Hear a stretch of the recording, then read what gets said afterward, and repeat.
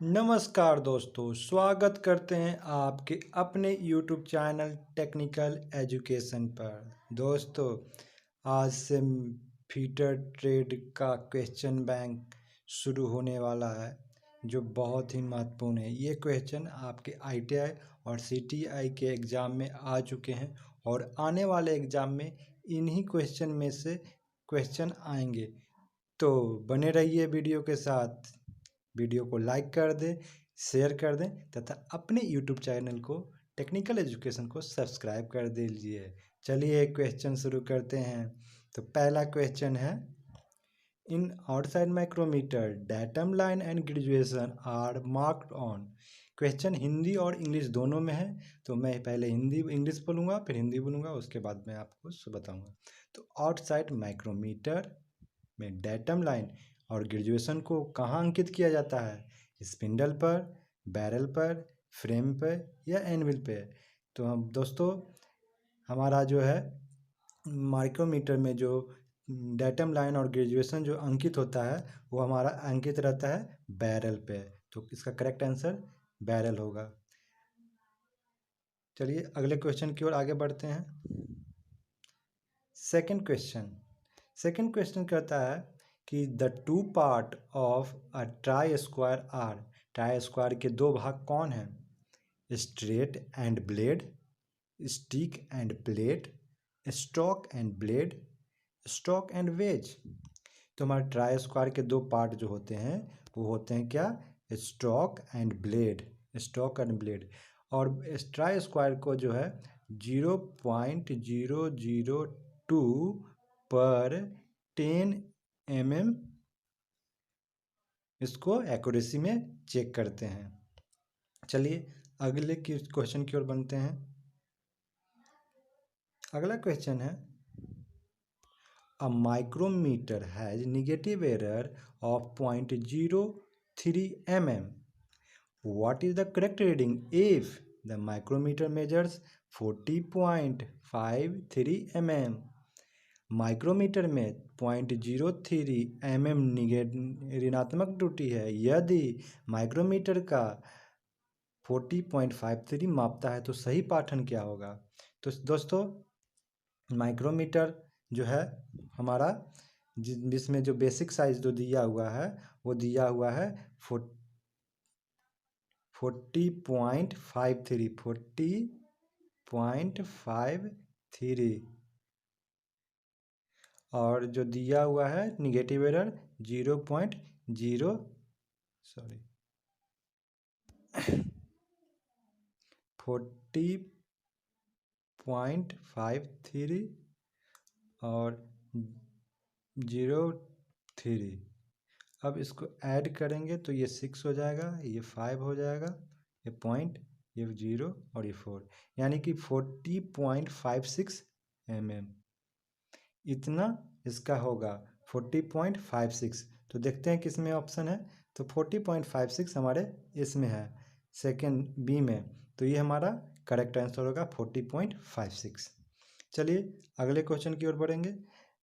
दोस्तों, negative error जो होता है, जीरो एरर, वो दो तरह का होता है, एक निगेटिव एरर, एक पॉजिटिव एरर। तो निगेटिव एरर में हम क्या करते हैं? ऐड करते हैं, और पॉजिटिव एरर में घटाते हैं। चलिए अगले क्वेश्चन जो दिया है कि kerosene oil as a coolant while drilling a work piece made of. Kerosene जो है कूलेंट का यूज हम किस वर्क पीस के ड्रिलिंग के समय करते हैं? ब्रास, ब्रॉन्ज, एल्युमिनियम या रॉट आयरन? तो दोस्तों बताइए जल्दी से आंसर क्या होगा। तो इसका करेक्ट आंसर है एल्युमिनियम। एल्युमिनियम पे हम केरोसिन का यूज करते हैं। और हमारा जो है ब्रास और ब्रॉन्ज के लिए हम सोलोवल ऑयल, ब्रास और पीतल के लिए, ब्रास और ब्रॉन्ज के लिए। चलिए अगले क्वेश्चन की ओर आगे बढ़ते हैं। अगला क्वेश्चन है कि which one of the bonds is most commonly used on grinding wheel. Grinding wheel में निम्न से कौन सा आबंध अति प्रयुक्त है? Vitrified bond, rubber bond, Sellick bond या सिलिकेट बॉन्ड? तो सबसे ज़्यादा हमारा बॉन्ड कौन सा यूज होता है, तो बताइए। तो सबसे ज़्यादा बॉन्ड जो यूज होता है वो हमारा विट्रीफाइड बॉन्ड। रबर बॉन्ड जो है, जहाँ पे हमको कुछ फ्लेक्सिबिलिटी के साथ ग्राइंडिंग करना हो तो वहाँ पे हम रबर बॉन्ड का यूज करेंगे। सेलेक बॉन्ड का यूज कहाँ करते हैं? सेलेक बॉन्ड का यूज जहाँ हैवी ड्यूटी करना होगा वहाँ पे हम सेलिक बॉन्ड का यूज करते हैं। जहाँ लार्ज डायमीटर का यूज करता है वहाँ पे हम सेलिक बॉन्ड का यूज करते हैं। सिलिकेट बॉन्ड का यूज करता है जहाँ पे हमको टूल्स की ग्राइंडिंग करना हो, फाइन टूल्स को ग्राइंडिंग करना हो, कटर्स की ग्राइंडिंग करना हो, वहाँ पे हम सिलिकेट बॉन्ड का यूज करते हैं।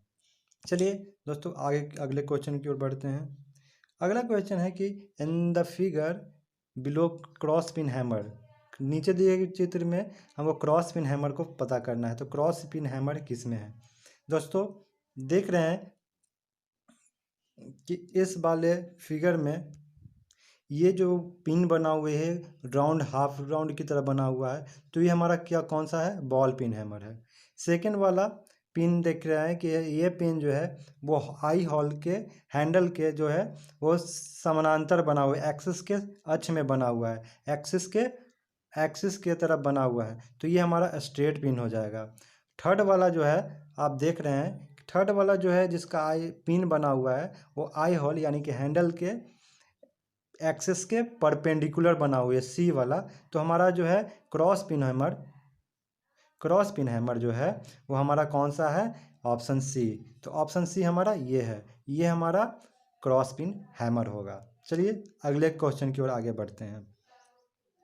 अगला क्वेश्चन है कि for general purpose a bench wise fixed at a height of, सामान्य उद्देश्य के लिए बेंच वाइस को कितनी ऊंचाई पर लगाते हैं?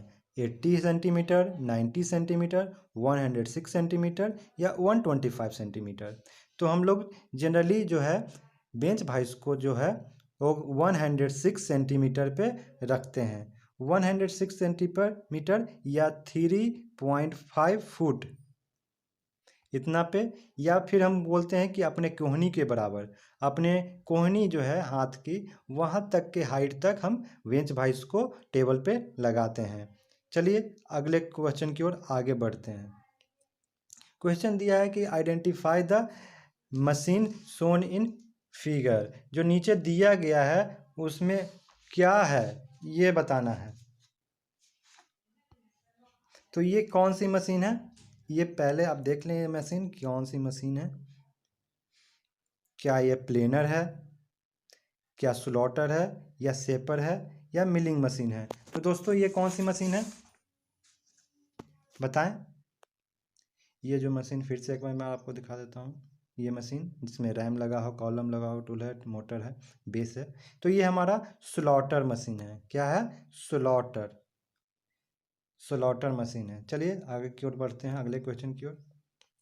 अगला क्वेश्चन दिया है the bed of lathe made of, खराद मशीन का जो बेड है वो किस धातु का बना होता है? बताइए। वो क्या कास्ट आयरन, अलॉय स्टील का बना होता है, माइल्ड स्टील का बना होता है, कास्ट आयरन का बना होता है, या रोट आयरन का बना होता है? तो बताइए। बेड जो है हमेशा लेथ का जो बेड बनना होता है वो कास्ट आयरन का बना होता है। कास्ट आयरन का इसलिए बनाया जाता है कि ये जो होता है वेयरिंग रेजिस्टेंस होता है, ये लोड या झटका को सह सकता है, झटका को ये कास्ट आयरन सह सकता है। तो इसका राइट आंसर होगा कास्ट आयरन। अगले क्वेश्चन की ओर आगे बढ़ते हैं। क्वेश्चन नंबर 10 है कि which of these not a part of centreless, centreless का कौन सा भाग नहीं है? ऑप्शन देखें कौन सा भाग नहीं है सेंटरलेट का। क्या सैडल, सेंट्रल फीड रॉड, आर्वर या लीड स्क्रू? तो दोस्तों इन सभी में हमारा जो है सैडल है, आर्वर है, और लीड स्क्रू जो है वो सेंटर लेथ का भाग होता है। लेकिन जो आर्वर है वो हमारा क्या है? आर्वर जो है हमारा ये ड्रिल मशीन में जो होता है वो जब ड्रिल चक को लगाते हैं तो आर्वर में लगाते हैं। तो ये आर्वर हमारा क्या है? सेंटर लेथ का भाग नहीं है। तो क्वेश्चन क्या था? क्वेश्चन था कि निम्न में से कौन सा सेंटर लेथ का भाग नहीं है? तो हमारा क्या आरवर्ड जो है वो सेंट्रल लेथ का भाग नहीं है। ये सारे जो है सैडल, फीड रोड और लीड स्क्रू जो है एक तरह से हमारा सेंट्रल लेथ का भाग है। चलिए अगले क्वेश्चन की ओर आगे बढ़ते हैं। कह रहा है कि in the figure given below identify the lathe operation being done. जो ऑपरेशन दिखाया गया है ये कौन सा ऑपरेशन है? ये जॉब वर्कपीस है, ये नल टूल है। नल टूल के द्वारा कौन सा ऑपरेशन किया गया है ये बताना है। ये ऑप्शन में देखिए नर्लिंग है, इंटेंडिंग है, स्क्रैचिंग है या पैटर्न मेकिंग है। तो दोस्तों ये नर्ल टूल के द्वारा जो हम ऑपरेशन करते हैं उसको क्या कहते हैं? उसको कहते हैं नर्लिंग। नर्लिंग के ये नर्लिंग होता है और जब हम नर्लिंग करते हैं तो हम अपने लेथ के जो स्पीड होती है उससे 1/3 में करते हैं नर्लिंग जब करना रहता है। चलिए अगले क्वेश्चन की ओर आगे बढ़ते हैं। अगला क्वेश्चन है which among these metal is lightest. निम्न में से कौन सा धातु सबसे हल्का होता है?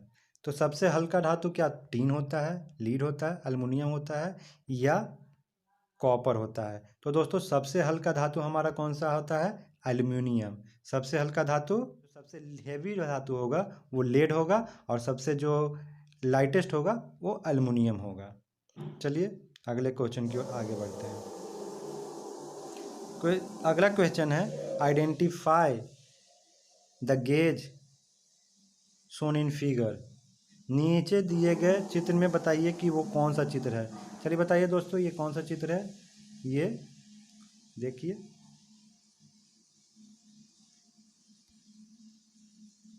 क्या ये स्टैंडर्ड गेज है, वायर गेज है, डेप्थ गेज है या ड्रिल गेज है?